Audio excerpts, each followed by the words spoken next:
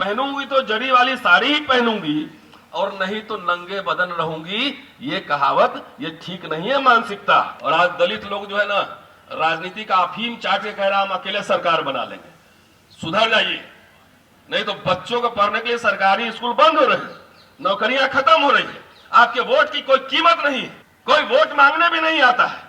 अधिकार कैसे सुरक्षित रहेंगे कि यूनिवर्सिटी में आपके प्रोफेसर निकाले जा रहे हैं, खिलाड़ी निकाले जा रहे हैं मैदान से, सारी हकमारी हो रही है, उसमें कोई आंदोलन नहीं है। क्या करें बहादुर लोग जिसमें हिम्मत हो लड़ने का, सीट का तालमेल करने वालों से कुछ नहीं होने जाना है, क्योंकि वो तो सिर्फ मंत्री बनाना चाहते हैं। तो अपने राजनीतिक शत्रुओं को पहचानो। राजनीति में समाज में समझौते करने पड़ते हैं। लखनऊ में ही 25 अप्रैल 1948 को बाबा साहब ने कहा था, बाबा साहब को बार बार पढ़े जाने की जरूरत है। और मैं बहुजन से हटा के मैं दलित अधिकार में बात करता हूं, क्योंकि ओबीसी समाज को तो 90 में या 2006-07 में रिजर्वेशन मिला। शेड्यूल कास्ट शेड्यूल ट्राइब को संविधान लागू होते और उसके पहले पूनापेट के हिसाब से रिजर्वेशन मिला। बाबा साहब जब गए थे 1945 में मद्रास, तो उन्होंने एक भाषण दिया था वहां पर शेड्यूल कास्ट फेडरेशन के कार्यकर्ताओं को। कहा था कि 20 से 37 तक जस्टिस पार्टी शासन में रही और 37 में हार गई। तो हारने के कई कारणों में एक कारण उन्होंने ये बताया कि एक महत्वपूर्ण कारण था कि ये समाज अपनी ऊर्जा सिर्फ ब्राह्मणों को गाली देने में बर्बाद कर दिया, सिर्फ गाली देने। इसलिए समीक्षा होनी चाहिए अपने आप की भी, अपने इधर उंगली उठाने की भी। बाबा साहब, मैं तो ये समझता हूं, मेरा व्यक्तिगत राय है, जब संविधान लागू होने के बाद राजनीतिक दल जो है भंग कर देते और कहते कि दलित की अपनी राजनीतिक दल नहीं होगा और दलित समाज राजनीति करे, दलित समाज एजेंडा लागू करे, तो ज्यादा बेहतर होता। आज जो हाल है, जो नारे लग रहे हैं, सिर्फ इमोशनल बात हो रही है, वो नहीं होती। आपके रोजगार और शिक्षा सब बचते, न लक्ष्मण बाहर निकलता, न रितु सिंह धरने पर होती। Too much politics. जात जात की पार्टी बना लिए हो, 2 आदमी मिलकर 3 पार्टी बनाते हो, एक अकेले और एक कॉमन मिनिमम प्रोग्राम। तो देश हक की बात ही नहीं हो रही, अधिकार की। कहीं स्कॉलरशिप, नौकरी, स्वास्थ्य कोई बात हो रही है? खाली चुनाव के दिन हम लोग खड़े होते हैं, बोलते हैं एकदम रात में सपने दिखाते हैं कि हमारी सरकार बन गई और हम पूरे एक ही दिन में सब बदल देंगे। इस चक्कर में मैं बाबा साहब के भाषण के कुछ अंश आपको सुनाना चाहता हूं। 1949 में वो मनमाड़ में एक प्रोग्राम में थे, 16 जनवरी को। अंतिम पैराग्राफ पहले मैं बताता हूं क्या कह रहे थे। कह रहे थे कि 3 तरह के राजनीतिक हम मांगते रहे। पहला, हमारे प्रतिनिधियों को विधिमंडल में शामिल किया जाए। दूसरा, जनसंख्या के अनुपात में सरकारी नौकरियों में आरक्षण मिले। और तीसरा, अलग चुनाव क्षेत्र मिले। इसमें से तीसरा नहीं मांग मिला, लेकिन 2 मांग हमने मनवा ली। और तीसरा नहीं मांगने से, नहीं मिलने से ऐसा नहीं है कि हमारा भाग्य डूब जाएगा, ऐसी बात नहीं है। कहते हैं कि जो अधिकार मिले हैं वो अधिकार आप बरकरार रखिए और अधिक अधिकार की मांग कीजिए। और एक कहावत वो कहते हैं, पहनूंगी तो जरी वाली साड़ी ही पहनूंगी और नहीं तो नंगे बदन रहूंगी। ये कहावत ये ठीक नहीं है मानसिकता, ये ठीक नहीं है मानसिकता। समाज कितना ज्यादा कि हम जब राजा बन जाएंगे, देश में प्रधानमंत्री बन जाएंगे, तभी हम पूरे अधिकार को सुरक्षित करेंगे। तब तक जो मिला था वो भी आप गवा बैठे हैं। आ रहा है 25, कैशलेस होने जा रहा है दलित समाज, क्योंकि सरकारी नौकरियों में प्राइवेटाइजेशन हो रहा है, आरक्षण खत्म होगा धीरे धीरे। और पूरा मिडिल क्लास तो नौकरियों से ही बना था, राजनीति से कितने लोग बने होंगे? लिमिटेड है एमएलए एमपी। नौकरी से एक बड़ा मिडिल क्लास बना था। अगर नौकरी में आरक्षण नहीं है, निजीकरण हो गया, तो समझिए आपकी हालत क्या होने वाली है। मैं कोई आपको सिर्फ चेता रहा हूं। 1-2 पॉइंट और कहता हूं, उसके बाद मैं खत्म करता हूं। इसी भाषण में कह रहे हैं, आरक्षित जगह हमें नहीं मिली है, इसलिए डरने की जरूरत नहीं है। हमारी जनसंख्या 7 करोड़ है, हम संगठित रहेंगे तभी अपना दल मजबूत होगा। एक बात हमेशा ध्यान रखनी होगी, शेड्यूल कास्ट फेडरेशन एक राजनीतिक संघ है, उसी के साथ जुड़े रहना चाहिए।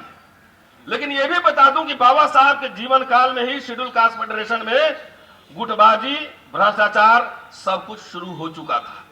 इसलिए मैंने पहले कहा कि भंग कर देते और कहते कि समाज राजनीति करेगा, समाज एजेंडा तय करेगा, तो आपके वोट की कीमत होती। आपके पास लोग आते और कहते कि हमारा एजेंडा ये लागू करो, तब वोट देंगे, तो आपके अधिकार सुरक्षित रहते। सब जहां देखो राजनीतिक पार्टी, आपकी वोट की कोई कीमत ही नहीं है, कोई कीमत नहीं, सिर्फ ड्रीम्स देखते हैं, सपने देखते हैं। आगे वो कह रहे हैं, अलायंस के ऊपर कह रहे हैं, अभी सब पार्टी कह रहा है अकेले हम सरकार बनाएंगे, वही बाबा साहब को ही कोट कर रहा हूं। दूसरी बात यह है कि हमें कभी दूसरे दलों के साथ गठजोड़ करना होगा। जो पार्टी हमारा कल्याण करेगी वही हमारी करीबी होगी।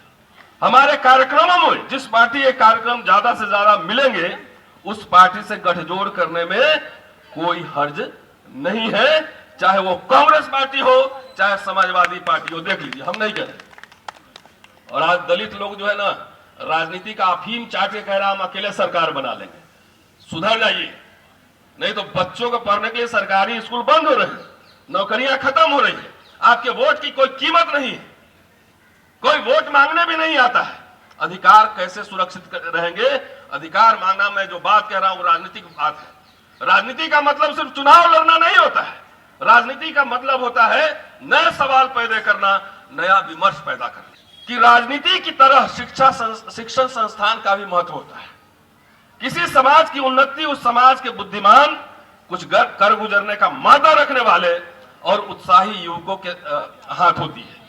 इसी दिशा में सोचते हुए पिछले कुछ वर्षों से मैं राजनीति की तरफ थोड़ा कम ध्यान देकर शैक्षणिक संस्थाओं की ओर ज्यादा ध्यान दे रहा हूं। सिद्धार्थ कॉलेज खोला, मिलिंद कॉलेज खोला, पीपल्स एजुकेशन सोसाइटी बनाया। हमारे नेता तो जब तक कमर में पांव नहीं लटकता है कहते हैं हम ही राजनीति करेंगे। अब तो उत्तराधिकार भी घोषणा हो रही है। उत्तराधिकार का मतलब सब पार्टी में है, मैं किसी एक पार्टी में नहीं कह रहा। तो दलित लोग उत्तराधिकार घोषणा कर ले तो कहीं तो रहेगा, तो राजा हो गया उत्तराधिकारी हो रहे, तो अधिकार की क्या जरूरत है? हमारा काम आपको डिटॉक्स करना है। इतना ज्यादा माथा पे चढ़ गया है राजनीति, सिर्फ एमएलए एमपी बनने का नशा, कि यूनिवर्सिटी में आपके प्रोफेसर निकाले जा रहे हैं, खिलाड़ी निकाले जा रहे हैं मैदान से, सारी हकमारी हो रही है, उसमें कोई आंदोलन नहीं है। क्या करें? बहादुर लोग जिसमें हिम्मत हो लड़ने का, उनके हाथ में समाज की कमान होगी। सीट का तालमेल करने वालों से कुछ नहीं होने जाना है, क्योंकि वो तो सिर्फ मंत्री बनाना चाहते हैं। हमारे लिए ये समाज बहुत महत्वपूर्ण चीज है। समाज, मैं विश्वविद्यालय में पढ़ाता हूं और समाज को इतना राजनीति मूर्ति और पार्क में जाके ले गया है कि सब इसी में खुश है। रूलिंग क्लास समझ चुका है कि इसको खाली मूर्ति बनवाओ तो बोलेगा वहां 200 फीट का बनाओ, वहां 500, वैसे में खुश है। और नीचे से आपके कपड़े उतार दे रहे हैं, सारी हकमारी हो रही। बाबा साहब मेमोरेंडम देते थे, कम्युनिकेट करते थे, डेलीगेशन ले जाकर रूलिंग क्लास से मिलते थे। ये सब काम बंद है मौर्य साहब। अब कह रहे हैं कि सरकार बन जाएगी तब हम कर लेंगे, तब भी कुछ नहीं कर पाएंगे, क्योंकि सरकार सिस्टम वो संस्थाओं के माध्यम से चलता है, वो प्रोफेशनल्स लोग चलाते हैं। हमारा समाज, मैं तो दलित समाज से ही कह रहा हूं, ना आपका सीए है, ना प्रोफेशनल है, ना कोई पत्रकार बनवा रहा है, कुछ नहीं कर रहा है, खाली सबकी दिलचस्पी, चाहे ऑटो चलाने वाला भाई हो, चाहे रिटायर्ड आईएएस ऑफिसर हो, सबको कहता है कि हमको विधानसभा में ही जाना है। किसी को 1000 करोड़ का बिजनेस नहीं खड़ा करना है, किसी को संसाधन में हकमारी हो रही उसमें बात नहीं करनी है।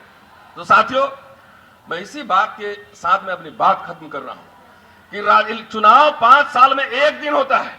अपने वोट की कीमत पहचानो।